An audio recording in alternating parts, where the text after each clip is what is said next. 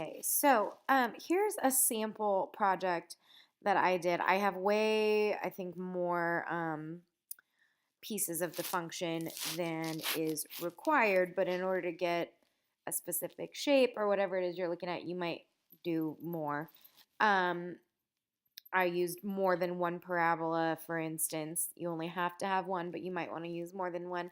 But the main thing that I want to show you is a couple things so that you can save your work as you go, and then also how to enter a piecewise function into Desmos and point out a couple of things that might help you out. What is this? Um, so, what the first thing I want to point out is if you go up here where you see my name, go ahead and sign in. You can just use your Google account to sign in, but when you sign in, you can save your work. So whatever you work on in class, you can save it, go home and work on it later, or you can pull it back up. You can also share it with your partner so that you both have access to it. So I would make sure to sign in and go ahead and save your project so that you can look at it. I'll also want you to share the link with me when you turn in your project. So you're going to have an account to be able to save it that way. So um, the first thing is, now let me just show you maybe just on a new one. When I first started, a couple of things. When you go up here to the graph settings, you can set your X and Y axis to be what you want. Now, you're not going to have negative height. I mean, I suppose you could. That would be like if your roller coaster went underground for a little bit, I suppose that would be okay. But you're certainly not going to have negative time. So the first thing I did was came over here and set my X and Y axis. So I did like a little bit behind. So like -2 to say 35. I was aiming for about 30 seconds.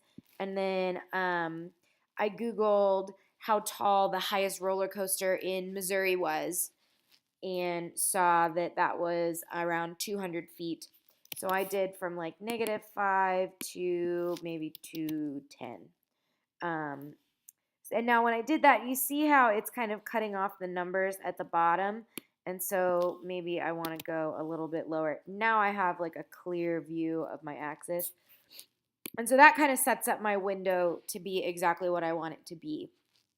Now, you can just start graphing from wherever you want. I chose to start mine at 0, like it was starting from the ground, but we've been on all sorts of roller coasters. Some of them start up higher and go down first, or they start up high and then go up a little bit and come down. So it doesn't have to start there. So whatever it is that I want to graph, let's say I'm going to do y equals 50x plus 40.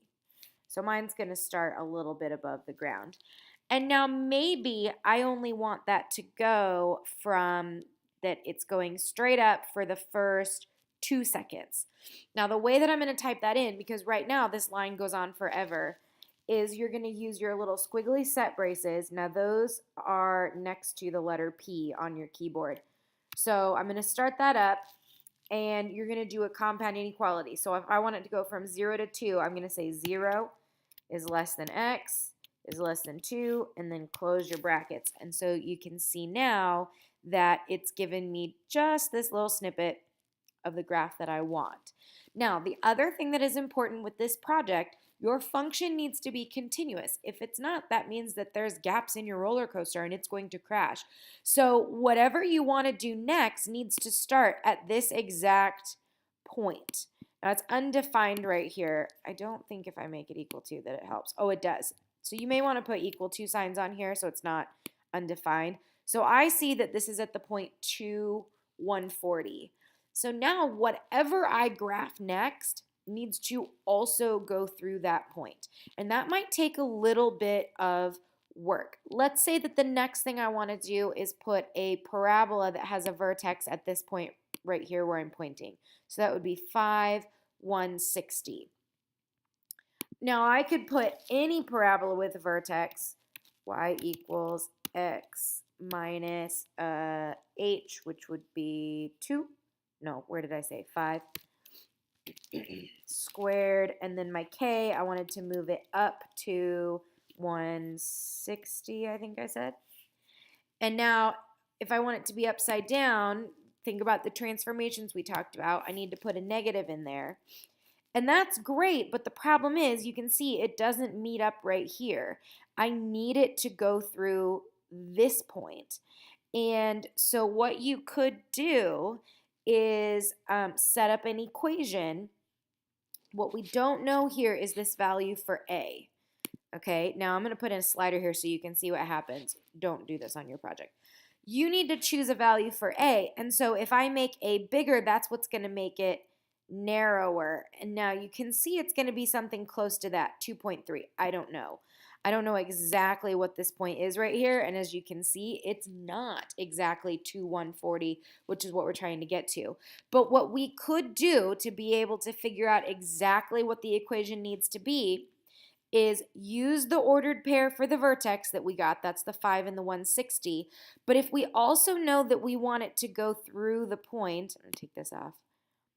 If I also know that I want it to go through the point 140, I can plug that in for x and y, and then I can solve for a. So that's how you're going to be able to build it to go exactly where you want. You can do the same thing with absolute value. You can do the same thing with lines. The whole first unit we did when we came back was how to write the equation of a line between 2 points. So maybe I want my line to go through 140 and 160. Find the slope. Use your point slope equation. You can come up with the equations that way. So it is going to take a little bit of work. The point here is that you can manipulate the graph and that you know how to kind of fit things together. And so that's what I'm going to be expecting to see.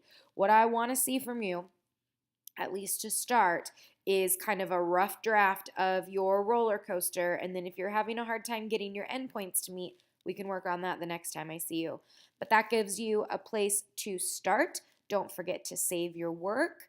And all of your equations need to be solved for y because you're going to be able to write one big piecewise function, f of x equals whatever, whatever, whatever, like the example that you can see in class.